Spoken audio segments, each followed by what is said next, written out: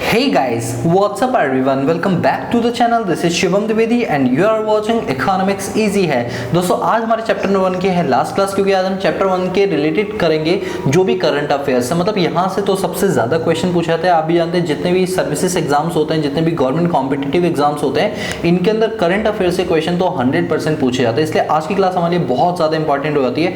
Make sure कि आपने हमारी सारी की सारी वीडियोस चैप्टर 1 की देख ली होंगी, उसके बाद ही आप इस वीडियो के ऊपर आए होंगे, क्योंकि कुछ चीज़ें ऐसी होती हैं जिनको आप करंट अफेयर में कर तो लेते हो, लेकिन उनका बेसिक समझने के लिए आपको चैप्टर्स भी पढ़ने पड़ते हैं। ठीक है, तो चलिए, तो आज का जो टारगेट है वो है चैप्टर नंबर 1 की करंट अफेयर्स। आपको ये वाला टॉपिक बचा हमारा इनकम एस्टिमेट फॉर 2019-20। आज मैं इसको टिक कर देता हूँ, फिर देखते हैं कि आज हम इसे कंप्लीट कर पाएंगे या नहीं। वैसे हम कंप्लीट करेंगे, मैं तो ऐसे ही बोल रहा हूँ। ठीक है, चलो स्टार्ट करते हैं बिना टाइम को वेस्ट किए हुए। तो करंट अफेयर्स ये रहे, यहाँ से हम अपना स्टार्ट करते हैं करंट अफेयर्स का टॉपिक। ये है इनकम एस्टिमेट फॉर 2019-20। ठीक है, अब आप कहोगे सर ये तो डेटा थोड़ा पुराना है। हाँ, डेटा पुराना है, लेकिन नया भी डेटा इसके अंदर ये बना है। ठीक है, चलो सुनो, 19-20 के अंदर हमारे इंडिया में क्या क्या डेटा जो है वो रिलीज किया गया वो हम पढ़ते हैं। सबसे पहली बात करेंगे जीडीपी की। ठीक है, तो दोस्तों आप में से कौन मुझे सही आंसर देगा कि जीडीपी का मतलब क्या होता है। मैंने आपको अभी पीछे जीडीपी पढ़ाया था ना, तो जीडीपी का मतलब क्या था? जीडीपी का मतलब था एक साल के अंदर एक कंट्री के अंदर कितनी गुड्स एंड सर्विसेज का प्रोडक्शन किया गया है, उसे हम बोलते हैं ग्रॉस डोमेस्टिक प्रोडक्ट। बोलो क्लियर है? तो वही लिखा हुआ है, ग्रॉस डोमेस्टिक प्रोडक्ट को एस्टिमेट किया गया 147.8 लाख करोड़ और एट कांस्टेंट प्राइस।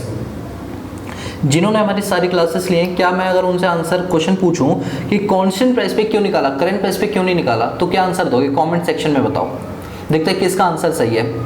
आप ये बताओ कि जीडीपी को कांस्टेंट प्राइस पे क्यों निकाला जाता है इंडिया में, करंट पे क्यों नहीं निकाला जाता?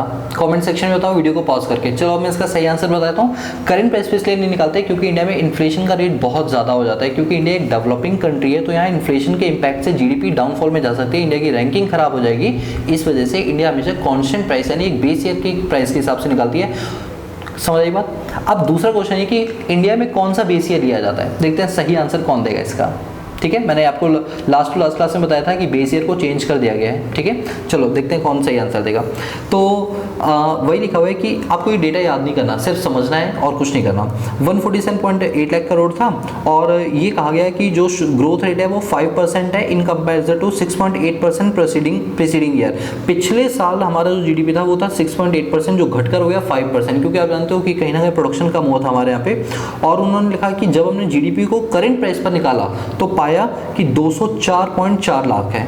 ठीक है, जो कि अब बात करते हैं कि नॉमिनल वगैरह तो ये सब पर नहीं जरूरत है। चलो, आपको जीडीपी में डेटा नहीं याद करना, सिर्फ आपको समझाने के लिए मैंने आपको बता दिया। Number 2 GVA, gross value added. मैंने आपको एक बार पढ़ाया भी था कि ग्रॉस वैल्यू एडेड का अंदर होता है इकोनॉमी के अंदर जो 5 सेक्टर होते हैं, primary sector, secondary sector, tertiary sector, और टर्शियरी के भी 2 पार्ट होता है, क्विटेंसी सेक्टर और क्वाटरनरी सेक्टर।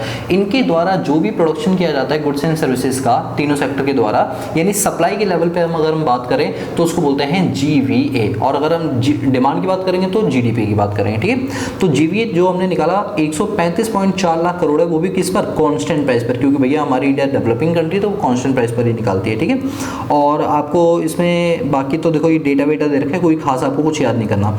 तीसरा पीएनसीआई। पीएनसीआई का होता है पर कैपिटा नेशनल इनकम। दोस्तों मैं पर कैपिटा नेशनल इनकम को पढ़ाने से पहले आपको ये थोड़ा कॉन्सेप्ट क्लियर कर दूं कि पर कैपिटा नेशनल इनकम होता क्या है आखिर में। चलो मैं आपको एक बार क्लियर कर देता हूँ पर कैपिटा नेशनल इनकम क्या होता है। देखो, हम पहले क्या निकालते हैं? हम सबसे पहले निकालते हैं किसी भी कंट्री की नेशनल इनकम। क्या निकालते हैं? नेशनल इनकम, जिससे पता चलता है एक देश में जो रेजिडेंट लोग हैं उन्होंने कितनी कमाई की है। ठीक है, चाहे इंडिया के अंदर चाहे आउट ऑफ इंडिया। जब हम नेशनल इनकम निकाल लेते हैं तो हम क्या करते हैं, इसमें से इसके हिसाब से हम क्या निकालते हैं? जीडीपी निकालते हैं, ग्रॉस डोमेस्टिक प्रोडक्ट निकालते हैं। राइट, अब लेट सपोज की जो हमारी नेशनल इनकम है, मैं थोड़ी देर के लिए एग्जाम्पल ले लेता हूँ, दैट इज 200 करोड़।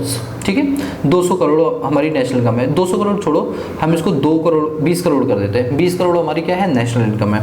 और जो हमारी टोटल पॉपुलेशन है, जो हमारी टोटल पॉपुलेशन है, that is let suppose 1 crore, that is 1 crore. ठीक है, तो हम ये देखते हैं कि जो हमारी 20 करोड़ की इनकम है और कितने लोगों ने मिलकर कमाया 20 करोड़? 1 करोड़ लोगों ने। तो एक व्यक्ति ने कितना कमाया सर? 1 करोड़।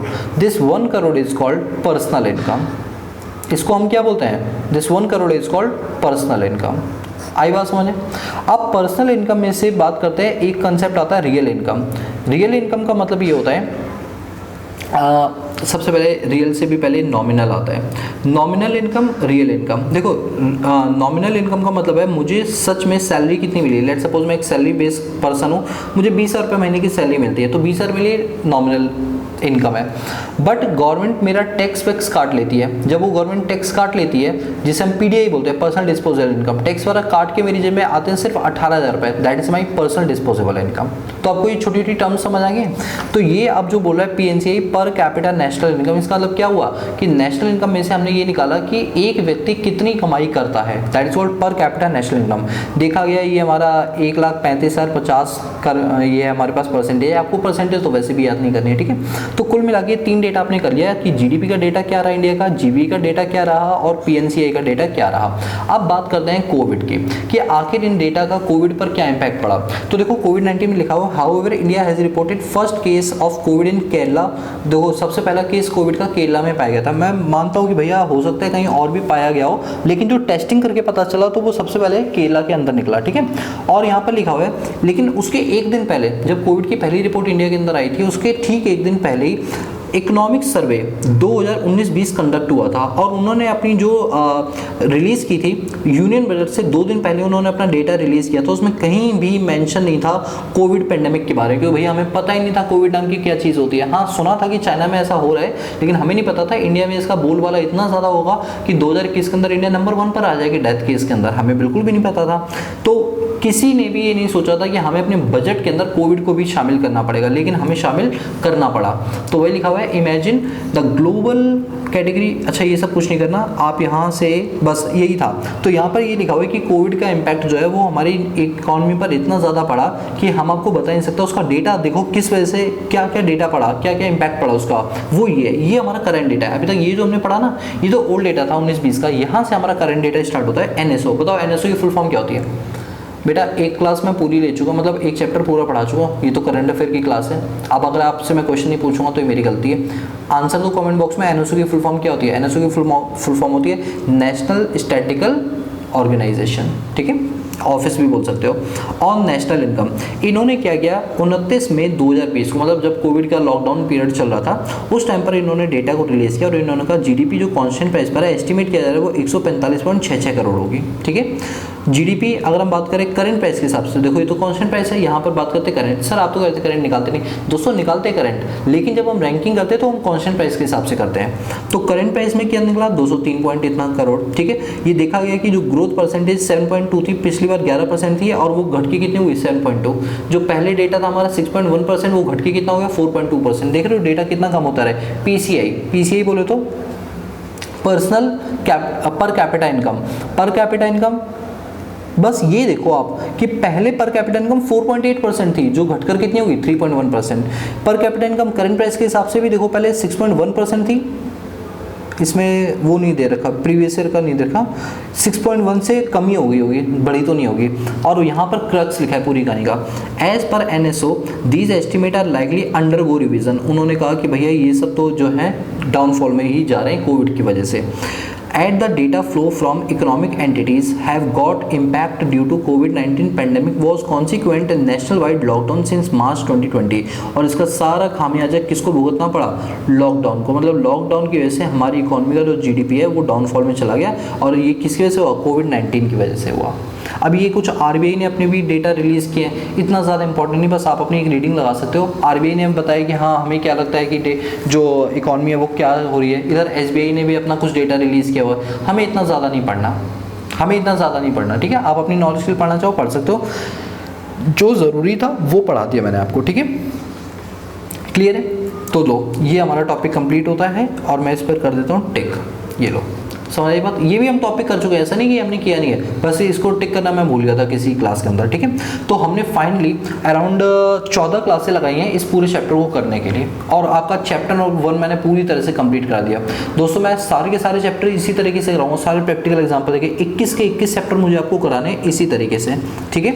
चलो ये देखो आपको मैं यहाँ दिखा देता हूँ। ये देखो 21वां चैप्टर, देखो उसका इंडेक्स ये रहा। मैं 21 के 21 चैप्टर कराऊंगा। अब नेक्स्ट क्लास में हम करेंगे अपने पास चैप्टर नंबर 2, ठीक है। इसी तरीके से करेंगे, अगर आप हमें कोई सुझाव देना चाहते हो, कोई एडवाइस देना चाहते हो तो बिल्कुल कमेंट सेक्शन में दे सकते हो। नीचे हमने अपना मोबाइल नंबर भी दिया हुआ है, आप उस पर भी हमें व्हाट्सएप करके अपना कोई सजेशन, फीडबैक या कोई डाउट पूछना चाहते हो तो पूछ सकते हैं। और आप मुझे इंस्टाग्राम और फेसबुक पे भी फॉलो अप कर सकते हैं, जिससे आप मुझसे डायरेक्टली जुड़ सकते हैं। ठीक है, so guys that's all about this video lecture series. अब हम मिलते हैं नेक्स्ट क्लास में एक नए चैप्टर के साथ, तब तक के लिए पीस आउट।